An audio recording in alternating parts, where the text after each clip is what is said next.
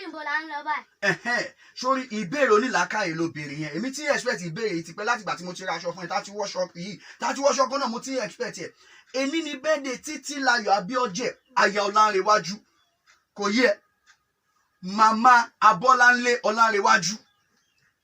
Màmá Olúwafúnmiláyọ̀ Ọlánrewájú. Èní ni birthday ẹ̀.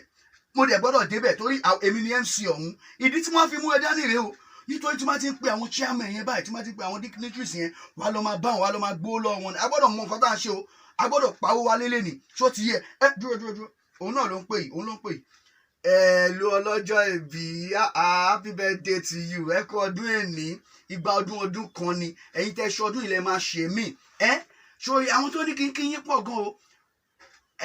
Olúwafúnmiláyọ̀ Ọlánrewájú ọmọ yín ó ní kí yín dáadáa, ó ní you are a good mother, ó ní ṣe yín pẹ̀lẹ́, ó ní òun máa rí yín pẹ́. Àgàgà Bọ́láńlé Ọlánrewájú ó ní kí yín dáadáa, ó ní bóun ṣe rí yín lọ́dún òun tún máa rí yín lẹ́mìí. Bàbá yín bàbá wa Abioje ó ná ọmọ rere ní láti ìgbà tóun ti bí yín báyìí òun ò regret rí. Ó ní kí yín ọ̀pọ̀lọpọ̀ àwọn tó kí yín pọ̀ gan o, wọ́n ní kí n ṣe yín pẹ̀lẹ́. Èmi gan tún kí yín lọ́tọ̀. Mo ní nínú ọdún yìí ẹ ní gbọ́mọ sí. Mo ní nínú ọdún yìí ẹ ò ní rogun àkóbá. Ohun àdábá kan ò ní wọlé yín.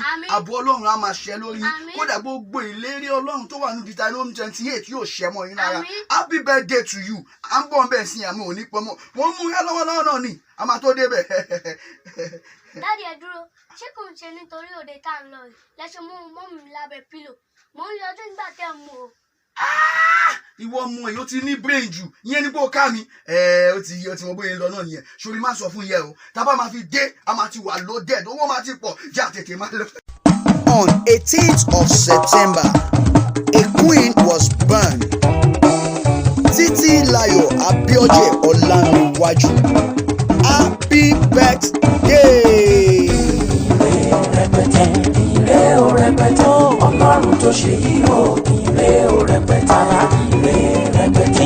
Ire o rẹpẹtẹ, Ọlọ́run tó ṣe yìí o. Ire o rẹpẹtẹ.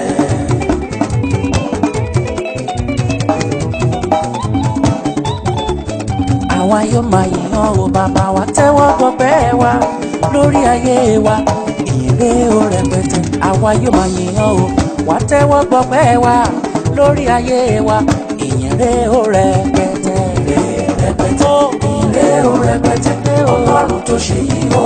Ire o Ọlọ́run tó ṣe yìí o. Ire rẹpẹtẹ, ire o rẹpẹtẹ, Ọlọ́run tó ṣe yìí o. Ire o rẹpẹtẹ.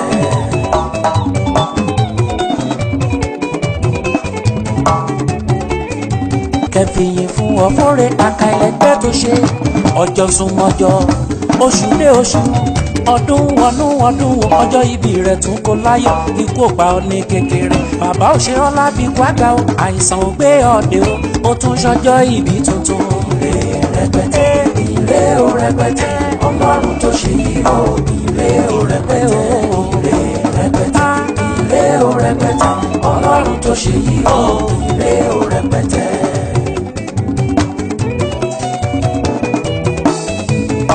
Òní lọ́jọ́ ayọ̀ rẹ̀, àwa sì ń bá ọ dúpẹ́ lọ́wọ́ ẹni tó dá ọ sí, tó fún ọ lálàáfíà. Gbogbo àtọ́lá fún Olúwa, tó fún ọ ní ọjọ́ òní, tó fún ọ ní ọjọ́ òní.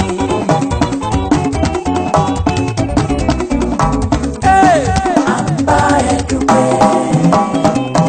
ọmọ lọ́jọ́ ìbí, ọmọ lọ́jọ́ ìbí. À ń bá ẹ dúpẹ́. Happy birthday to you, happy birthday to you. Wish you many happy returns of the day. Wish you many happy returns of the day.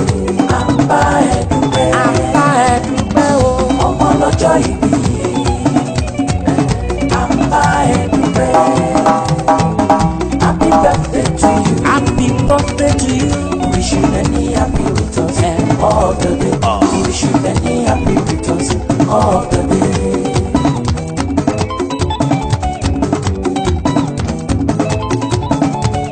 Wish you many happy returns of the day. À ń bá ẹ dúpẹ́. À ń bá ẹ dúpẹ́ o, ọmọ lọ́jọ́ ìbí. À ń bá ẹ dúpẹ́.